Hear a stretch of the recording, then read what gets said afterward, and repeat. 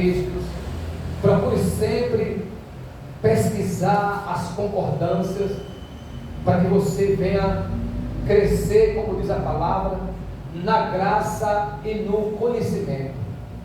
Amém? Cada dia que você vem aqui, eu tenho lutado para expor você a palavra, e não como diz história, né? Mas sim falar para você da palavra de Deus. É uma luta.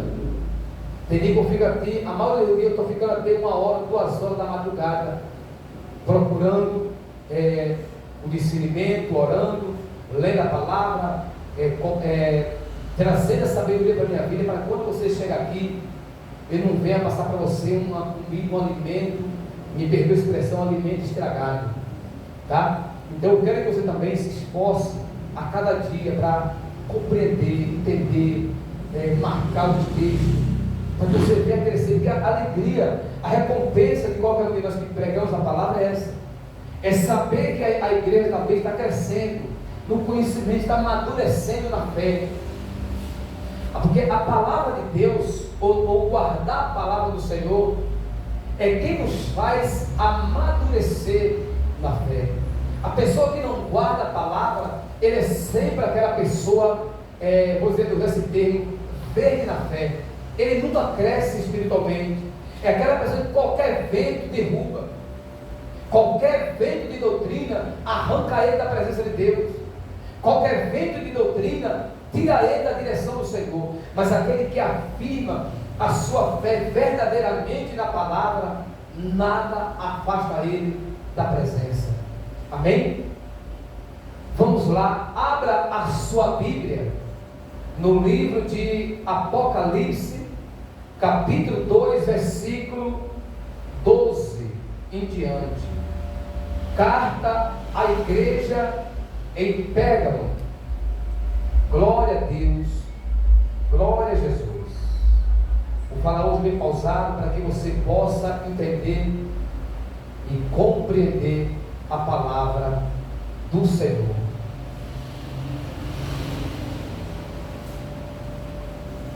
Se fosse dar um tema a esta mensagem de hoje, eu diria: o perigo da igreja se misturar com o mundo. E já levando por esse lado, esse é o perigo que nós estamos vivendo, igreja. Nós estamos vivendo especialmente essa época agora. Nós vamos entender que é um perigo, se nós não vigiar nossa vida, de nós cair nas tentações, nos manjares de Satanás. Porque na verdade, quantos crentes, num tempo como esse, tempo festivo, tempo de festa, tempo de muita zoeira, de vizinhos, tempo de visita, de familiares que vêm de outros lugares para nossas casas, nós temos que ter o maior cuidado, porque é passageiro, que a gente não cair nas armadilhas de Satanás. Mas vamos lá para você entender. Verso 12 diz assim: ao anjo da igreja em Pérgamo, escreve estas coisas, diz aquele que tem a espada afiada de 2 gumes: conheço o lugar em que habitas, onde está o trono de Satanás, e que conserva o meu nome, e não negaste a minha fé, ainda nos dias de Antipas, minha testemunha, meu fiel, o qual foi morto entre vós, onde Satanás o que? Habita. Tenho todavia contra ti algumas coisas, pois que tem aí os que sustentam a doutrina de Balaão, a qual ensinava Balaque a armar ciladas diante dos filhos de Israel, para comeres coisa sacrificada aos ídolos e praticarem a prostituição. Verso 15: outrora também tu tens os que, da mesma forma, sustenta a doutrina dos nicolaítas. Vamos parar um pouquinho aqui.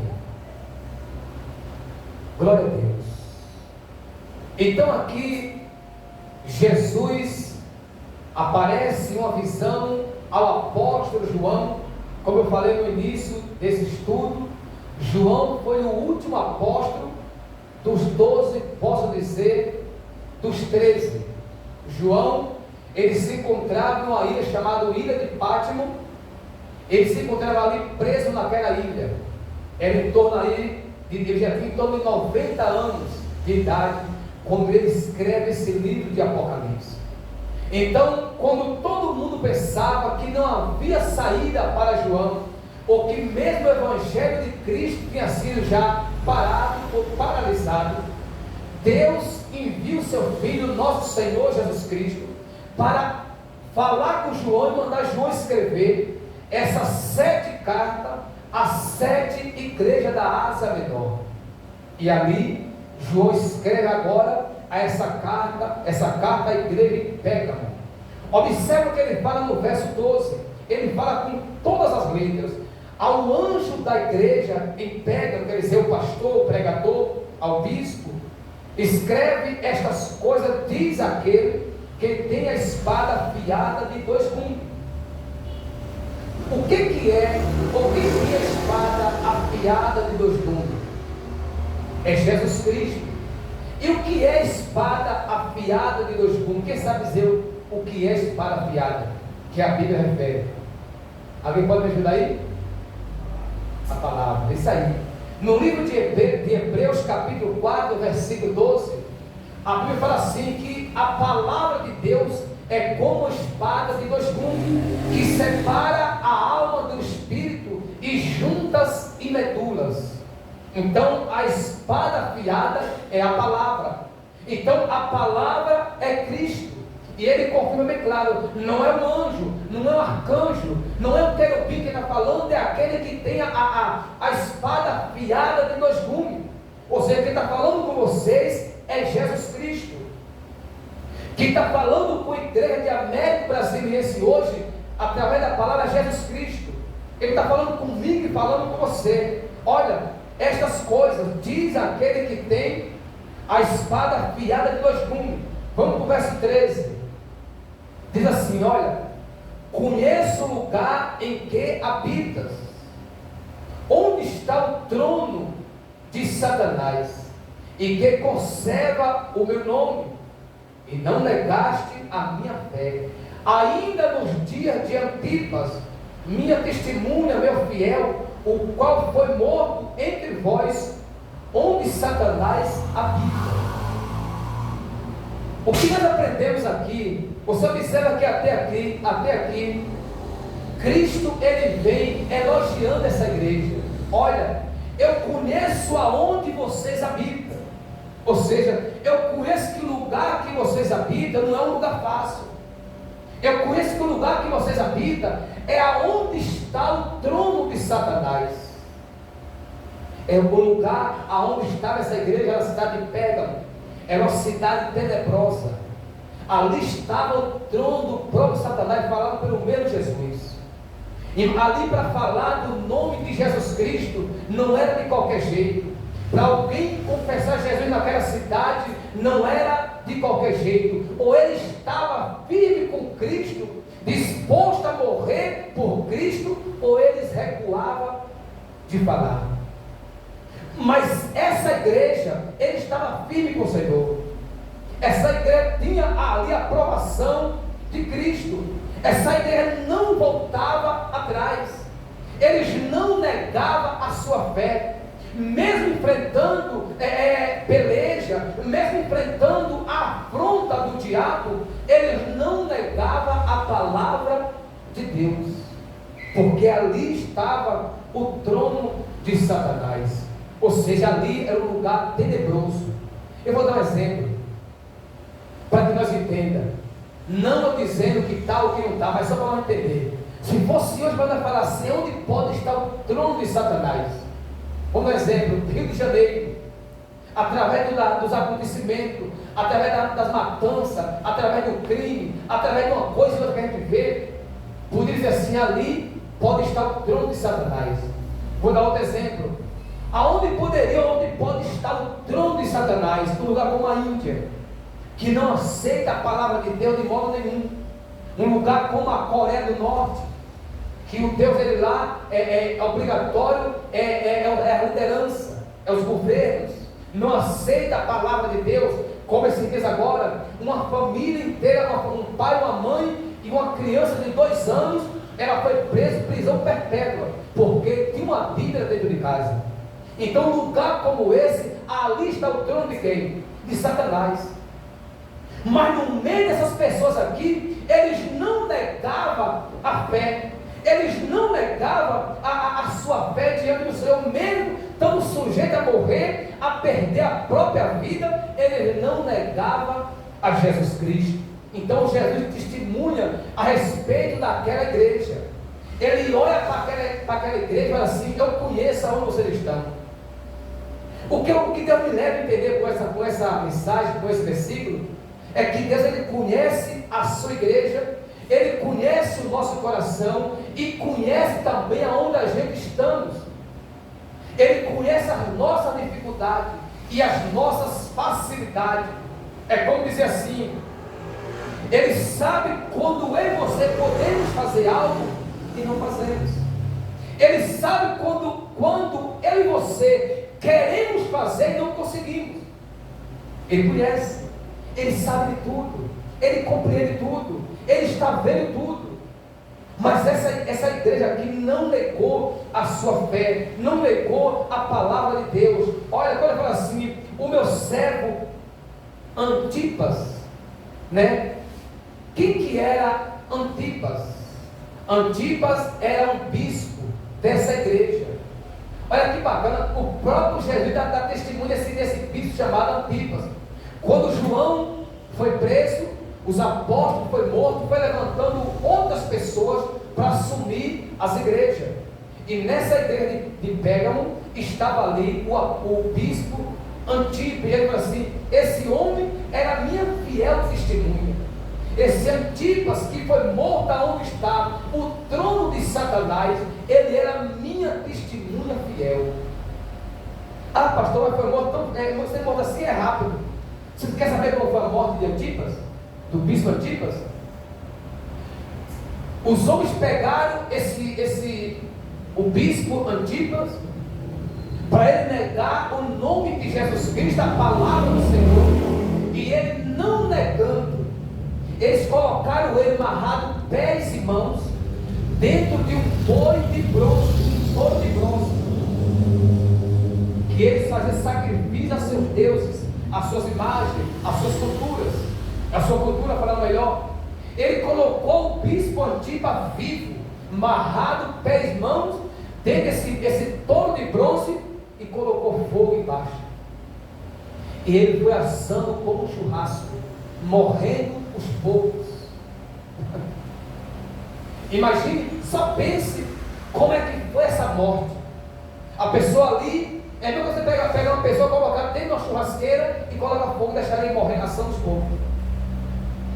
Foi assim que foi a morte de Antipas, para que ele negasse a Jesus Cristo, mas ele não negou. Mas nós estamos vivendo um tempo hoje que as pessoas, se tiver uma dor de cabeça, já nega a palavra de Deus.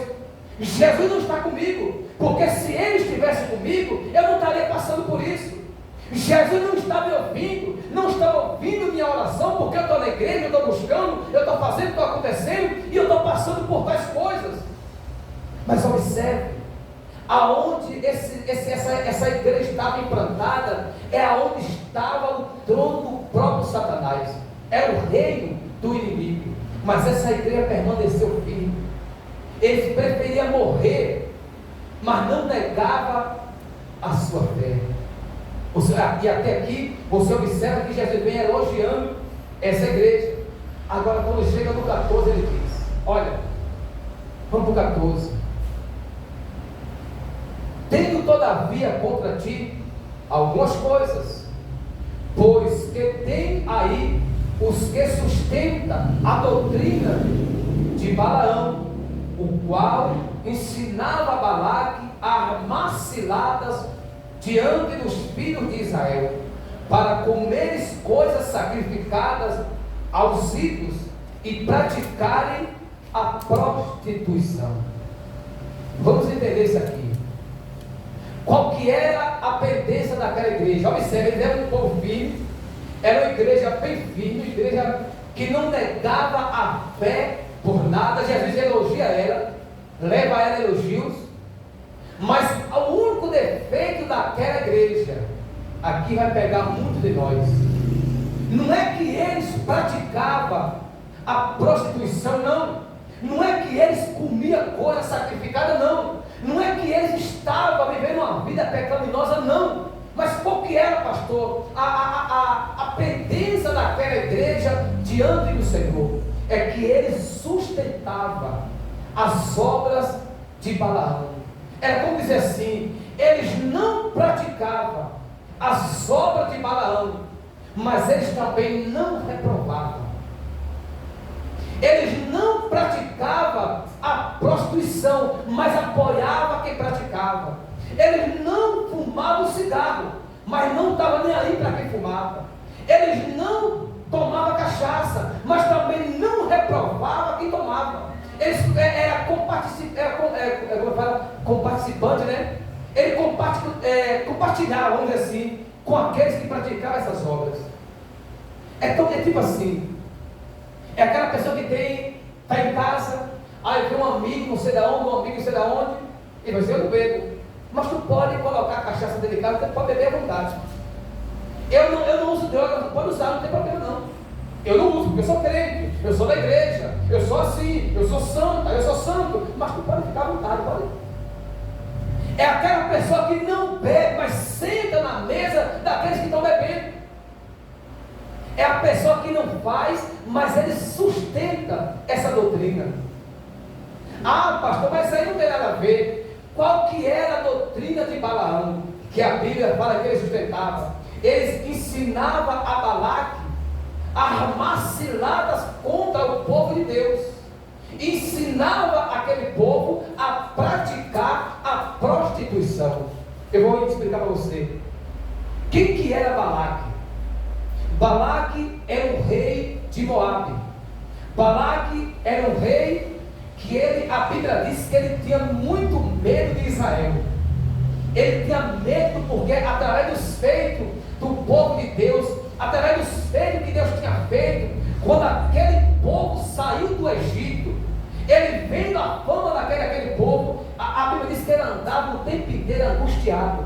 No capítulo 22 em diante, e vai entrar até no capítulo 23 falando de Balaque e Balaão. Então ele tinha medo. Ele queria vencer aquele povo, mas ele não tinha como, porque ele tinha medo. Então Balaque planejou, disse assim, peraí, se a força daquele povo é o Deus dele, eu conheço o profeta desse Deus que chama Balaão, eu vou chamar Balaão, porque a quem a ele abençoar é abençoado, mas se ele também amaldiçoar, também é amaldiçoado. Eu vou cobrir ele de ouro, de prata, de riquezas, para que ele amaldiçoe o povo de Israel. Porque se ele amaldiçoar aquele povo, eu vou vencer, eu vou matar toda a filha de espada. E ele chama Balaão, ele chama o profeta de Deus mesmo, de verdade. Balaão era um profeta escolhido por Deus. Então Balaque chama a Balaão, e fala assim, Balaão, eu te cobrirei de ouro, de riqueza, se tu subir ao monte e amaldiçoar aquele povo. E toda vez que Balaão ia amaldiçoar o povo de Israel, ele abria a boca para amaldiçoar, ele abençoava. Resumindo, quando chega diante do rei Balaque, fala assim, ô rei, como é que eu posso amaldiçoar a quem Deus abençoou? Como é que eu posso reamaldiçoar aquele a quem Deus abençoou? Porque toda vez que eu vou amaldiçoar, eu abençoo. Resumindo, Balaque viu que não tinha saída para ele. Ele chama Balaão novamente, Balaão, e o que eu devo fazer para vencer esse povo? Aí Balaão, usado pelo diabo, arma os pés dele e fala assim, olha, eu tenho um negócio para te falar dele. Eu estou fora, não vou mais com você com isso, mas eu te ensino um negócio. Porque ele falou aqui, ensina o povo a prostituição. Olha, tem um negócio que eu pensei, Israel, assim, o Deus dele, o Deus a quem eles servem é santo.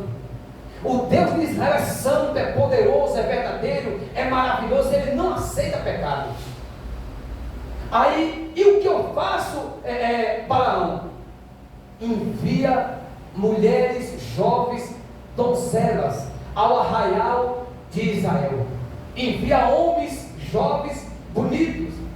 E eles fazendo assim, eles vão cometer a prostituição com as mulheres de Israel e as mulheres de Israel com o povo de Moabe. E eles fazendo assim, o Deus deles, que é tão santo, que é tão poderoso, vai abandonar eles.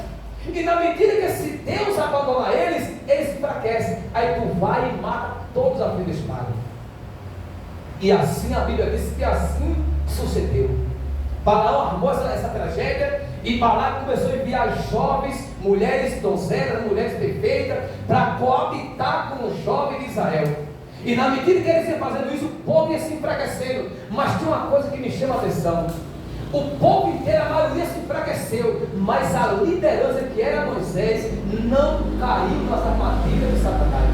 E porque o homem de Deus não caiu, a liderança não caiu, o povo que quis permaneceu forte e eles venceram. Resumindo, quando isso começou a acontecer, a Bíblia diz que chegou uma mulher chamada Cósmica com o jovem de Israel. Foi onde a Bíblia diz que Finéias, o sacerdote, deu de mão em uma lança e ultrapassou o ventre dos dois em cima da cama e matou os dois, e a ira de Deus se abracou sobre Israel. E essas obras, esse povo praticava? Não, essa igreja não praticava isso, mas eles apoiavam quem praticava, eles apoiavam quem comia coisas consagradas, eles apoiavam quem praticava a prostituição, eles apoiavam quem cometia o pecado. Ele não estava nem aí, ele não praticava, mas também não reprovava. Aí Deus fala assim: é isso que eu tenho contra vocês. Vocês me bem, vocês me servem, não negam a minha palavra, não negam a minha fé, vocês saem, vocês acontecem, mas vocês têm esse probleminha comigo. Vocês têm esse grande problema. Fala alguma coisa no mundo de hoje? Fala, gente, olha, eu não tenho nada a ver com isso. Cada um, eu não bebo, pode ficar à vontade. Pode ficar mais cedo tomando cachaça. Eu não fumo, pode fumar aí à vontade, porque eu estou na minha. Porque eu estou errando em quê? Em que eu estou errando? Se eu não estou fazendo, é assim que eu falo? Em que eu estou errando? Se eu não estou bebendo, eu não estou fumando, não estou fazendo, não estou acontecendo, não estou me prostituindo. Pode chegar dentro de casa, a minha filha, meu filho está grande, que não é o nosso caso, que é geralmente, a minha filha é grande. Ela pode chegar em casa, ficar com o namorado, deitar na cama, fazer o que quiser, me perdoa a expressão, ter uma vida de casado, porque eu não estou fazendo, eu estou na igreja, mas fulano está fazendo, eu não estou nem aí. Ou seja, não está fazendo, mas está compartilhando, concordando com aqueles que faz. E Deus reprova completamente. Tem uma palavra que fala assim: que nós que se perde aquele que faz e aqueles também que o apoia. Eu estou falando aqui, gente, da Bíblia. Então nós precisamos entender isso. Ou nós, pastor, não podemos fazer. É uma coisa que nós estamos em grande dificuldade falando geralmente. Ou nós vamos ser liberal, ou vamos ser radical. E eu não conselho a cada um de vocês se referir ao pecado. Seja radical, para que você não perca a sua salvação. Quem não conhece a Deus tem a vida, cada um vai a sua vida, mas não pode compartilhar, viver no mesmo local, no mesmo sentido, falando melhor, com aqueles que não compartilham a nossa fé. Eu vou abrir aqui um parâmetro, como diz o ditado. Tem aquele caso, talvez a mulher, somente a mulher nesse sentido, a mulher está na igreja, o marido não está, ele toma a cachaçinha dele, ele não conhece a Deus. O que eu devo fazer, pastor? Permanece, não beba, não faça parte daquela bebida, mas isso aí não tem como fugir disso, porque está dentro de casa, é o esposo, é a família. Agora, se nós temos pessoas que vêm de fora para dentro de casa, não aceitem a contaminação, porque depois o mal entra na sua vida, entra na sua casa, no meio da sua família, e cada dia as coisas vão se dificultando, porque quem está falando aqui é quem? Deus tem contra até a prova mais prática. Não é eu, não é nenhum de nós, é a palavra. Ou nós vamos ser radical diante do pecado, diante das armadilhas deste mundo, ou nós vamos perder nossa salvação. Eu preciso ter Então, para a gente ser mais radical em tudo, se referindo ao pecado, precisamos disso, gente. Ou então nós vamos ser liberal e vamos seguir o mundão, que Deus não é o caso de nenhum de nós, geralmente. Vamos lá. Então aqui nós falamos no verso 14, né? Então, gente, seja firme, não sustente tais doutrinas, não sustente tais coisas, para que a ira de Deus não venha sobre a sua vida. Olha o que ele diz no verso 15. Olha o que ele diz: outroce também tu tens os que da mesma forma sustenta a doutrina dos nicolaítas, que é a mesma doutrina que nós estávamos falando, da prostituição, da idolatria, do pecado. Eu não vou nem explicar sobre isso, mas explicou na primeira carta, né? E diz assim no 16 vem, que nós vamos parar um pouquinho dele, diz assim, ó: portanto, arrepende-te, se não venho a ti sem demora, contra eles pelejarei com a espada da minha, o quê? Assim ninguém entendeu. Vamos ver o 16 de novo. Olha o que ele diz: portanto, faz o que, gente?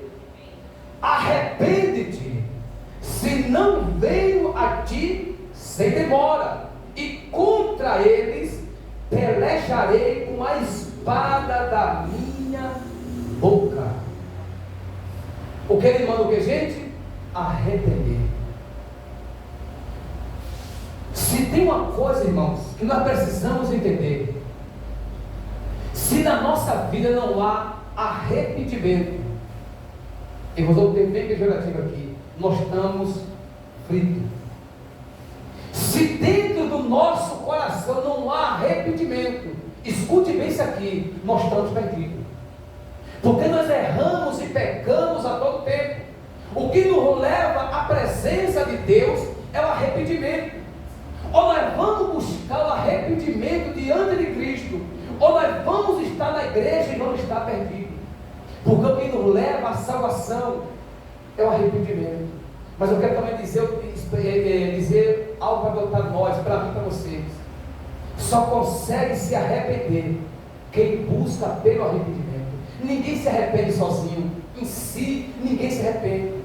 Nós precisamos entender isso. Para nós nos arrepender verdadeiramente diante de Cristo, o primeiro passo é a gente buscar no Senhor. E se nós não nos arrepender, nós estamos perdidos. Então a ordem do Senhor é: arrepende-te, porque senão ele vem contra a ele e a você sem demora, e com a espada da boca dele, que é o que? A palavra, ele vai combater contra nós. Gente, precisamos de arrependimento. E no livro de no livro de Mateus, capítulo 3, versículo 2 e versículo, vamos lá, vamos abrir Mateus, isso é fácil. Mateus 3, no versículo 2 e no versículo 8. Vamos para aqui, eu não vou abrir isso aqui, eu vou abrir porque é muito forte. Mateus capítulo 3, versículo, vamos ler o primeiro, vamos lá, ele diz assim, Mateus 3, primeiro. Olha o que ele diz: naqueles dias apareceu João Batista, aleluias, pregando no deserto da Judéia e dizendo: arrepende-vos, porque está próximo o reino de quê? Qual que era a pregação de João Batista? Arrepende dos nossos pecados. Precisamos, igreja, nos arrepender. Precisamos buscar, pastor, mas eu não estou conseguindo. Busque em Deus, peça para Deus colocar no seu coração o dom do arrependimento. Peça para Deus colocar no seu coração a presença de Deus, para que você se arrependa, para que você se renda ao Senhor, para que você se renda na presença de Deus. Precisamos, igreja, precisamos nos arrepender. Sem arrependimento não há salvação.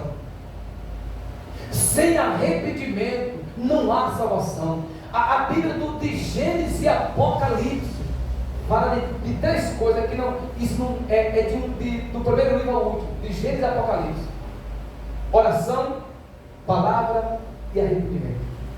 Essas três coisas, de Gênesis a Apocalipse, Deus fala. Você observe quando ele fala em Gênesis, se eu não me engano, no capítulo 4, quando Caim resolve matar Abel. Deus fala assim: Caim, eis que o pecado está à porta. Cumpres tu dominar, você cumpre tu se arrepender. O pecado está diante de ti, está no teu coração, está na tua mente. Mas cumpre tu dominar ele, você se arrepender dele e deixar ele. Essas três coisas, oração, palavra e arrependimento, tem que fazer parte da nossa vida. Ou então nós vamos estar completamente longe do Senhor. E aqui João fala: arrepende-vos, porque está próximo o reino dos céus. Igreja, o reino dos céus está perto. A volta do Senhor se aproxima. Olha o que ele fala no verso. Vamos no verso 2. No verso 3, né? Porque este é o referido por intermédio do profeta Isaías: voz do que clama no deserto, preparai o caminho do Senhor, endireitai as suas veredas. Prepare o caminho do Senhor. Primeiro vem o quê? Primeiro vem o arrependimento. Prepare o caminho do Senhor, endireita as suas veredas. Ou seja, prepare a sua vida. Olha o que ele fala no verso 8. Diz assim: olha, produz, pois, frutos dignos de arrependimento, e não comecei a dizer entre vós mesmo, tendo por pai Abraão, porque eu vos afirmo que destas pedras Deus pode suscitar filhos a Abraão. Então a ordem do Senhor é: arrepende, busque o arrependimento. Pastor, mas eu não vou fazer nada de errado. Irmãos, entenda uma coisa: o arrependimento não é somente para aqueles pecados que nós titulamos pecados grandes. Olha, agora eu caí num pecado terrível. Não, nós erramos, pecamos diante de Deus todo tempo.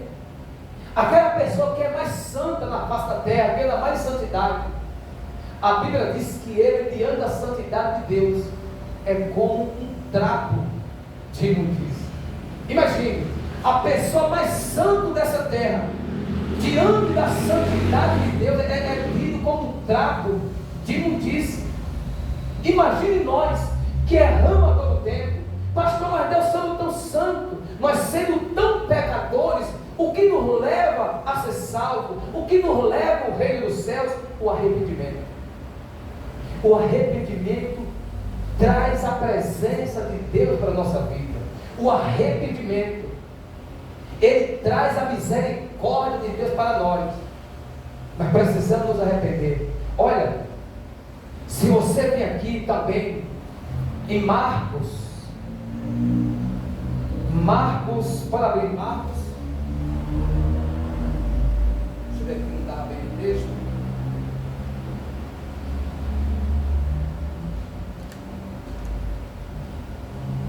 Glória a Deus. Eu também sei, misericórdia, estou vendo. Pode abrir Marcos primeiro, se não me engano, Marcos primeiro, é que eu marquei, eu acabei deixando para trás. Isso.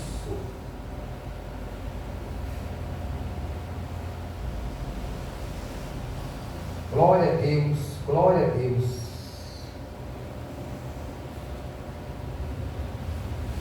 Estou deixando Marcos, o duro agora o pastor achar, né? Isso, Marcos 1,15. Eu estava lá. Marcos 1,15. Alguém diz: glória a Deus.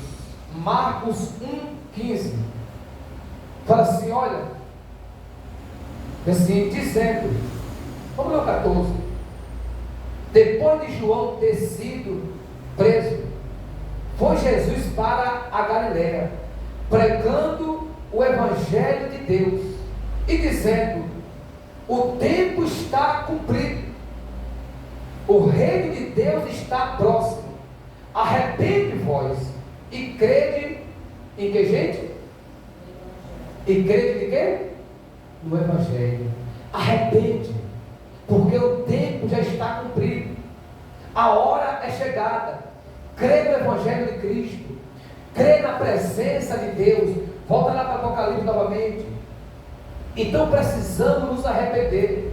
Precisamos, igreja, ter isso dentro do nosso coração, o arrependimento. Porque se não haver arrependimento, nós estamos perdidos. Se não haver arrependimento, nós estamos completamente perdidos. Precisamos nos arrepender a cada dia. Olha, ainda no verso 16 que nós estávamos, né? Portanto, arrepender-te, se não veio a ti sem demora. Contra eles pelejarei com a espada da minha boca, que é a sua palavra. Se nós não nos arrepender, ele pode vir a nós ou contra nós qualquer hora. A volta do Senhor se aproxima. A volta de Cristo está próxima. A volta do Filho do Homem está aí. E nós precisamos, na verdade, nos arrepender. Precisamos buscar verdadeiramente a sua presença. Vamos ali em Atos dos Apóstolos, para nós encerrando, no capítulo 2, no versículo 38. Atos 2, 38. Glória a Deus. Atos 2, 38. Glória ao nosso Senhor Jesus Cristo. Glória a Deus. Atos 2, 38. Glória a Jesus. Olha, Pedro pregando com a multidão. A Bíblia diz que nessa pregação se rendeu ali, se batizou mais de 3.000 pessoas. Mas qual foi a pregação de Pedro para aquele povo? Olha o que ele diz em Atos 2, 38. Respondeu-lhe Pedro: arrependei-vos, cada um de vós, e seja batizado em nome de Jesus Cristo, para a remissão dos vossos pecados, e recebereis o dom do Espírito Santo. Qual que era o primeiro passo? Arrependeis, para ser perdoado os vossos pecados. Para nossos pecados ser perdoados, precisamos nos arrepender.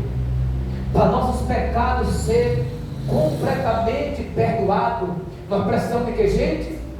Nos arrepender. Sem arrependimento não há perdão de pecado.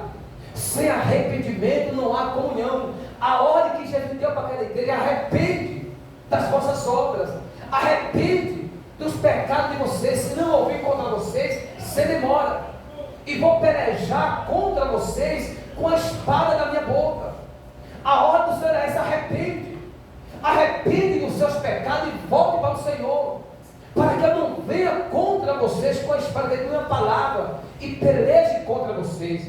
Se você ler também aqui no mesmo livro de Atos dos Apóstolos, no capítulo 3, no versículo 19, só virar um pouquinho a folha, olha o que o Senhor continua dizendo em Atos dos Apóstolos 3, 19. Novamente o Senhor fala: olha, arrependei-vos, pois me convertei para seres cancelados os vossos o quê? Pecados. Arrependei, convertei, para que seja cancelado. Não tem como, irmão, nós ser salvo se Deus não cancelar os nossos pecados. E não tem como Deus cancelar os nossos pecados se não haver arrependimento. Guarda isso aqui. Não tem como nós ser salvos se Deus não cancelar os nossos pecados. Mas não tem como Deus cancelar os nossos pecados se nós não nos arrependermos. Então, a única saída para nós é o arrependimento, é buscar o arrependimento, é perdoar, é se arrepender. Pastor, mas como assim? Porque nós erramos demais, gente. Mesmo nós nos arrependendo, nós estamos livres de errar? Não. Nós erramos no falar, erramos no andar, pecamos em pensamento, pecamos de um jeito, pecamos de outro. Mas mesmo assim, quando chegamos no fim da tarde, Senhor, hoje eu tive tantos pensamentos ruins, passou tanta coisa ruim na minha cabeça, no meu coração, me perdoe, Jesus. E aí você derrama seu coração diante de Deus, com lágrimas simples, se arrepende, e Deus está pronto para te dar uma nova oportunidade. Deus está pronto para levar você a um novo patamar de fé. Mas tem gente que ele peca, ele erra, mas o orgulho toma conta da pessoa. Ele não consegue, ela não consegue se quebrar diante de Deus. Fala, Senhor, eu me arrependo, me ajuda, me perdoa. Olha, qual que é a dificuldade de muita gente hoje neste mundo? É a praga chamada orgulho. A pessoa orgulhosa, a pessoa orgulhoso, ele não consegue reconhecer que ele precisa de ajuda de Deus. Ele sempre tem razão. Eu estou com minha razão. Eu estou com toda a razão. Eu errei, mas fulano também errou. Então eu não tenho nada que me arrepender. Orgulho. Mas quando a pessoa tem um coração quebrantado, ele é humilde, ele mesmo estando cheio de razão, ele sempre está pronto para dizer, irmão, me perdoa, errei. Quem olha para ele fala assim, não, tu não errou nada, não, tu não fez nada. Me perdoa, eu errei. Ele chega diante de Deus e, Senhor, eu errei. Eu tomei uma atitude que não era para eu tomar. Eu pensei algo que não era para eu pensar, Senhor. Me perdoa, me ajuda, limpa meu coração, limpa minha mente, me perdoa, sara minha alma. E se eu não agir assim, Deus se distancia de nós, ou nós não nos distanciamos dele. Lute e se arrependa. Lute e se arrependa. Como diz a palavra no verso 14, igreja, não seja participante com o pecado. Seja radical. Busque em Deus, para que Ele, você não venha pagar pelo preço pela vida de alguém, daqueles que não querem, que não tem compromisso, porque cada um tem sua vida, cada um tem suas escolhas, mas a nossa escolha nós temos que fazer. Pastor, não é fulano, pastor, é tão meu amigo, aqui isso aqui é para nós, é para quem está acompanhando aqui nas redes sociais. Fulano é tão meu amigo, se ele chegar na minha casa, eu não posso deixar ele ser a cachaça dele, porque eu não bebo, mas ele bebe. Esse amigo quando você chega na casa dele, sabendo que você é crente, ele deixa de botar a cachaça na mesa, ele deixa de usar as porcarias dele por temor e respeito a você, meu amigo? Não. Então, já vai pegar cada um no seu local, quando fala outra coisa, né? Cada um no seu, então, para do lado não. Tem assim, pastor, você é muito radical, eu quero ser mais radical. Me referindo ao pecado, eu quero ser mais radical ainda, para que meu coração não suje. Porque, irmãos, se tem uma coisa que suja nosso coração, é nós se envolver com este mundo. Olha, se você for aqui, vamos aqui para nós terminar. Eu não posso sair sem terminar o que Deus colocou no meu coração. Provérbios. Vamos em Provérbios. Vamos no capítulo 22 e 24. Provérbios 22, 24. Provérbios que logo depois de Salmos. Ainda falando no versículo 14 do livro de Apocalipse. Olha o que ele diz aqui em Provérbios 22, 24.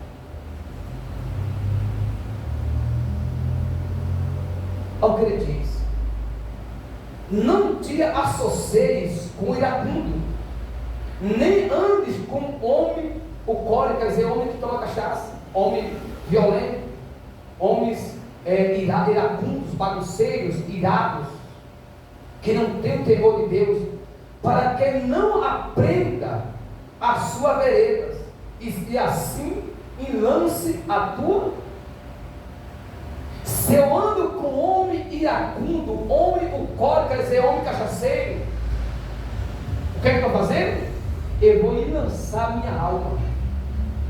Ah, pastor, que não é o seu cara, mas tem fala assim, essa palavra eu não aceito não.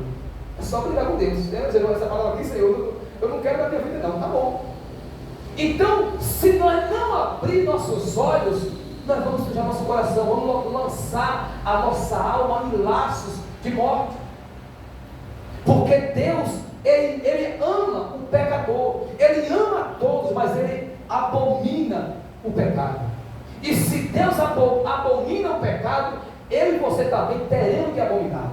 Nós temos de amar o que Deus ama. Nós temos de se aborrecer com aquilo que aborrece a Deus. Isso é ser imitadores de Cristo. Não se irá com as pessoas, não negativo, amar todos, mas fugir das suas práticas.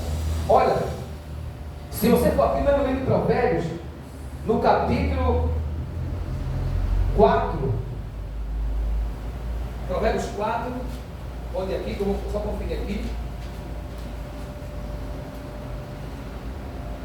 Glória a Deus. 4:14. Ok, ele fala no Provérbios 4:14. Ok, ele diz: não entre na vereda dos perversos, nem sigas pelo caminho dos maus. Evita e não passe por ele. Desvia-te dele, ou desvia-te dele. Passa de largo, de longe, olha, passa longe. Pois não dorme se não fazer o mal, e foge deles o sono, se não fizerem tropeçar alguém. Ele falou o quê? Não entre na vereda dos ímpios, não trilhe pelo caminho dos maus, pelo caminho dos pecadores, dos que andam nesse pecador, quer dizer, nos que vivem na prática do pecado, para que a gente não venha também aprender seus caminhos, aprender suas mazelas, para que aquilo não venha entrar no nosso coração. Isso aqui se chama acomodação. Não me confundei com este mundo. O mundo inteiro está assim. Fulano está assim. A minha mãe dizia, quando alguém fala assim, a mãe fala assim, ó, filho, não faça isso. Você não, mas todo mundo faz isso. Você é todo mundo. Você é meu filho. Nós não somos todo mundo. Nós não somos do mundo. Então nós precisamos recusar. Nós precisamos repudiar as obras do mundo, para que não lançamos a nossa alma na perdição. Amém, gente? Quem está entendendo a palavra? Está dando para entender bem? Para nós terminar, vamos aqui em Provérbios capítulo 1. Provérbios 1. Eita glória a Jesus. Provérbios capítulo 1. Pode vir aí? 1:10. Provérbios 1:10. Glória a Deus. Para nós terminar. Então, irmãos, Provérbios 1:10 diz assim, olha, vamos ler o 8, diz assim, Provérbios 1:8, vamos dizer assim, olha, filho meu, ouve o ensino de teu pai, e não deixe a instrução da tua mãe, porque serão diamante de graça para a tua cabeça, e coleira para o teu pescoço. No verso 10, filho meu, se os pecadores queres seduzir-te, não faz o que, gente? Não participa, não aceita, porque os pecadores, quer dizer, aqueles que praticam pecado, eles não estão nem aí com ele, com você, eles não estão nem aí com a nossa vida, com Deus. Então, toma essa palavra no seu coração. O que Deus nos chama a atenção hoje, vigie a sua vida. Por mais que nós estamos firmes na palavra, nós estamos firmes aprendendo, glória a Deus, mas precisamos vigiar, porque o diabo, ele está aí todinho para tragar a minha e a sua vida. O diabo está andando por toda a parte deste mundo, só caçando uma brecha, para ele destruir a minha vida, a sua vida, a nossa casa e a nossa família. Então abra seus olhos, abra os olhos com quem você senta, especialmente nessa passagem agora, para que não venhamos nos perder ou perder a direção do Senhor. Ama a todos, abraça a todos, mas não compartilhe com tudo que todos se opõem a fazer. Amém? Quem entendeu essa palavra? Então pode glorificar a Deus muito forte em nome de Jesus. Guarde esta palavra. Então aqui está a terceira carta, né, do Apocalipse. Então eu creio que você foi completamente abençoado por essa palavra. Amém?